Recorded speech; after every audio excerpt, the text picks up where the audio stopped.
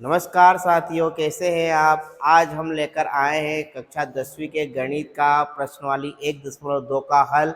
क्योंकि हमने इससे पहले देखा था कि √2 एक अपरिमेय संख्या है, सिद्ध कीजिए। या थ्योरेटिकल क्वेश्चन है, इसमें लिखने का ज़्यादा रहता है, तो मैंने आपको बता दी थी प्रोसेस। क्योंकि एक पैटर्न है, उसी पैटर्न पर सभी सवाल आपके रहेंगे, तो पैटर्न समझ में आना चाहिए। जैसे कि यहाँ पर दे रखा है, सिद्ध कीजिए कि प्रश्नवाली 1.2 का पहला सवाल, सिद्ध कीजिए कि √5 एक अपरिमेय संख्या है। तो यह जो भी सवाल दे रखता है उसका उल्टा मान लेना है। इसने दे रखा है अपरिमेय, तो हमको इसको क्या मानना है, परिमेय संख्या मानना है। मतलब कि पहली कंडीशन ही आपको उल्टी माननी है।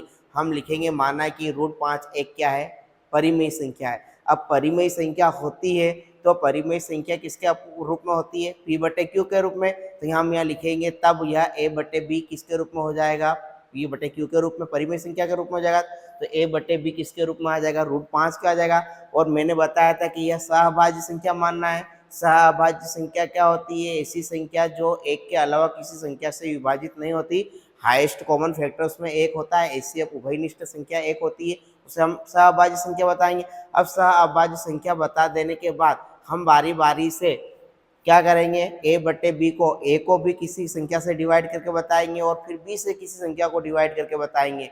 तो हम बताएंगे कि यह संख्या एक के अलावा भी किसी संख्या से विभाजित होती है। तो यह इस कथन का क्या कर देगा, विरोध कर देगा पहले वाले कथन का। पहले वाला तक कथन बोल रहा था कि यह किसी संख्या से विभाज्य नहीं होगी, सहभाज्य संख्या है, एक के अलावा किसी संख्या से विभाज्य नहीं होगी। लेकिन फिर हम आगे जाके इसको बताएंगे कि यह दूसरी संख्या से विभाजित हो रही है। तो पहला कथन दूसरे कथन का क्या करेगा, विरोध करेगा। अब इन दोनों कथन में से एक कथन सत्य हो सकता है। तो यह गलत अवधारणा क्यों प्राप्त हुई, क्योंकि हमने क्या मान लिया था, इस कथन को पहले वाले जो दे रखा था अपरिमेय संख्या को क्या मान लिया था, परिमेय संख्या मान लिया था। इसलिए हम कह सकते हैं कि √5 क्या है, एक अपरिमेय संख्या है। इसको मैंने बोर्ड पर पूरा सोल्व करके रखा है। लैंग्वेज में कैसे लिखेंगे मैं आपको बताता हूँ। तो यहाँ पर देखना, सिद्ध कीजिए कि √5 एक अपरिमेय संख्या है। तो मैंने जैसे ही आपको बताया था कि पहले इस कथन को हमको क्या मान लेना है, उल्टा। इसके विपरीत यह मान लेते हैं कि √5 क्या है, एक परिमेय संख्या है। जो भी संख्या दे रखे, यहाँ √5 दे रखे, √3 दे रखे, √2 दे रखे, तो सब अपरिमेय की जगह हमको क्या मान लेना है, परिमेय संख्या। तो हम इसके विपरीत यह मान लेते हैं कि √5 एक परिमेय संख्या है। अब यह परिमेय संख्या है तो हम यहाँ लिखेंगे a और b दो सहभाज्य संख्या है। a और b क्या है, दो सहभाज्य संख्या। मैंने बता दिया सहभाज्य संख्या क्या होती है, जिसमें एक के अलावा कोई संख्या से भाग नहीं जाता। तो हमने लिखा जाता है a और b दो सहभाज्य पूर्णांक ऐसे लेते हैं कि यह a/b किसके बराबर हो जाएगा, √5 के बराबर हो जाएगा। जहाँ b क्या है, नॉट इक्वल टू 0 है, b का मान 0 के बराबर नहीं है। अब मैंने इस क्या करा, इसका क्रॉस मल्टीप्लाई कर दिया। क्या कर दिया, क्रॉस मल्टीप्लाई।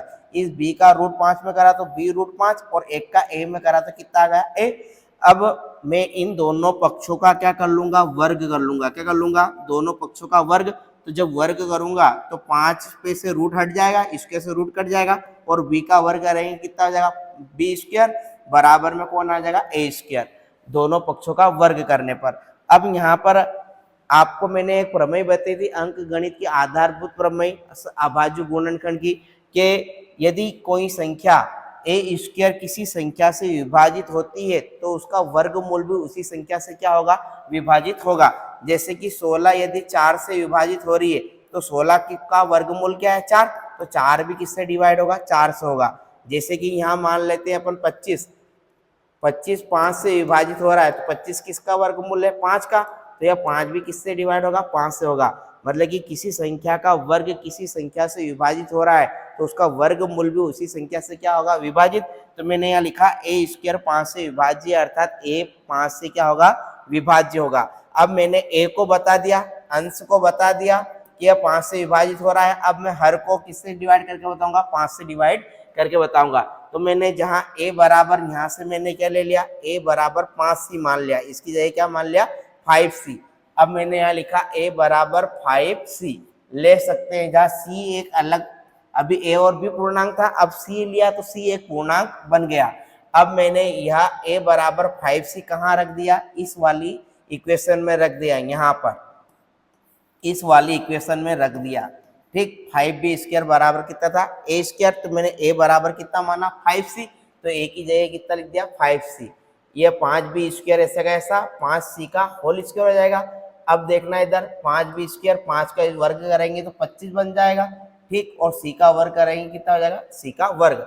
अब मैं जब b² की वैल्यू निकालूंगा इसकी, तो ये 5 का चला, इस b² की वैल्यू निकालूंगा तो 5 का चला जाएगा 25 के अपॉन में, 5 से 25 को काटेंगे कितनी बार कटेगा 5 25, 5c²।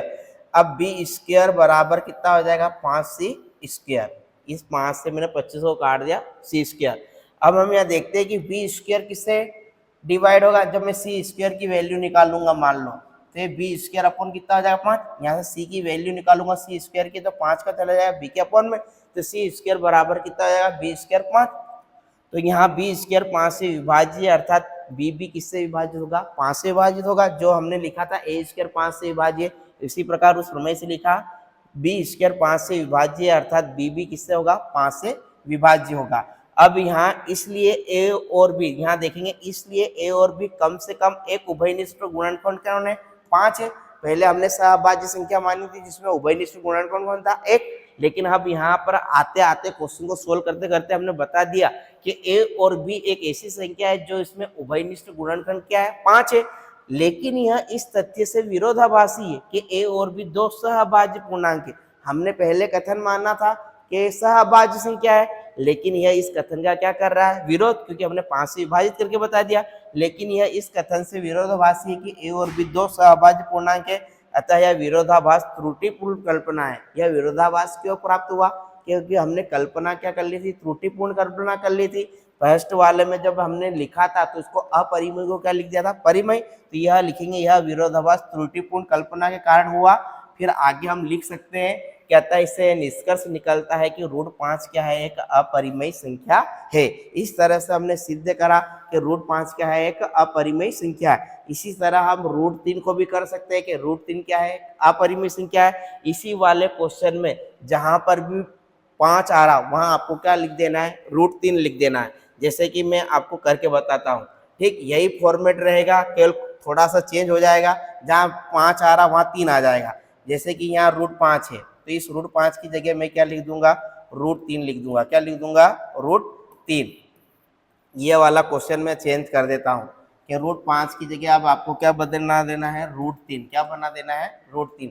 सिद्ध कीजिए कि √3 एक अपरिमेय संख्या है, तो हम इसके विपरीत हम मान लेते हैं कि √3 क्या है एक अपरिमेय संख्या की जगह क्या आ जाएगा परिमेय संख्या आ जाएगा। अब √3 आ गया, अब इस 5 की जगह क्या आ जाएगा 3, अब इस 5 की भी जगह क्या आ जाएगा 3 आ जाएगा, ठीक। अब दोनों पक्षों का वर्ग करूंगा तो ये b² और ये 3 बन जाएगा a²। अब यहाँ a² 5 से विभाजित होगा, 5 था तो 5 आया, 3 है तो अब यहाँ क्या आ जाएगा 3 आ जाएगा, क्या आ जाएगा 3। a² किससे विभाजित होगा 3 से विभाजित होगा, अर्थात a भी किससे विभाजित होगा 3 से विभाजित होगा, ठीक। अब नेक्स्ट हम यहाँ बताएंगे, यहाँ a बराबर 5c माना था उस सवाल में, तो अब यहाँ कितना मान लेंगे 3c, कितना मान लेंगे 3c, तो यहाँ लिखेंगे हम 3c।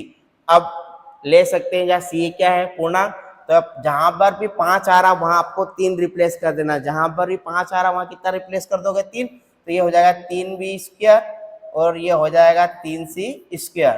जब 3 का ये 3b² ऐसा 3 का वर्ग कितना आता है 25 की जगह 9 आ जाएगा, क्या आ जाएगा 9।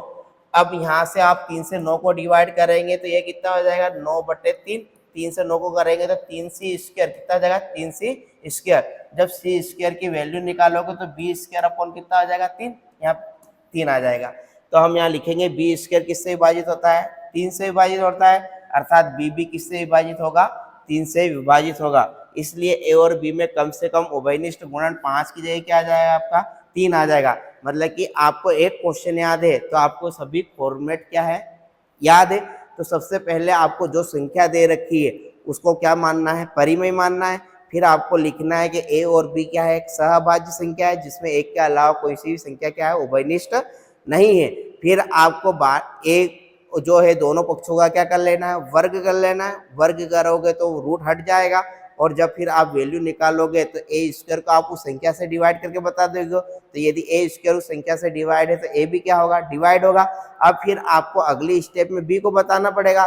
तो बी स्क्वायर हम क्या मान लेंगे, 5c मान लेंगे, 3c मान लेंगे, 6 ए बराबर 5c मान लेंगे, यदि 3 है तो 3c मान लेंगे, 2 है तो 2c मान लेंगे और उसको पुट कर देंगे। फिर हम बी स्क्वायर को डिवाइड करके बताएंगे उस संख्या से, तो तब बी स्क्वायर यदि उस संख्या से डिवाइड है तो बी भी किससे डिवाइड होगा, उसी संख्या से होगा। अब हम दोनों कथनों का क्या करेंगे, बताएंगे कि ये उस कथन का क्या कर रहा है, विरोध कर रहा है। यह विरोध क्यों कर रहा है, क्योंकि हमने त्रुटिपूर्ण कल्पना मान ली थी और इस कारण हम लिख सकते हैं कि यह क्या है, एक √5 या √2 √3 क्या है, एक अपरिमेय संख्या है। आशा है कि आपको यह सवाल समझ में आया होगा। यदि सवाल समझ में आया हो तो लाइक और कमेंट जरूर करिएगा। इसी प्रकार हम अध्याय 1 का पूरा सॉल्यूशन डाल चुके हैं। यह भी 1.1 का आपका क्वेश्चन हो चुका है। अब हम करने जाएंगे अगला वाला नेक्स्ट वीडियो में। 3 + √2 5 एक अपरिमेय संख्या है और ये वाला क्वेश्चन हम नेक्स्ट वीडियो में करेंगे। आशा है कि आपको ये ऊपर वाले क्वेश्चन समझ में आया होगा। मिलते हैं नेक्स्ट क्लास में। जय हिंद, जय भारत। और यह आपका होमवर्क है, ये वाला क्वेश्चन के √2 आपको अपरिमेय संख्या सिद्ध करना है। धन्यवाद।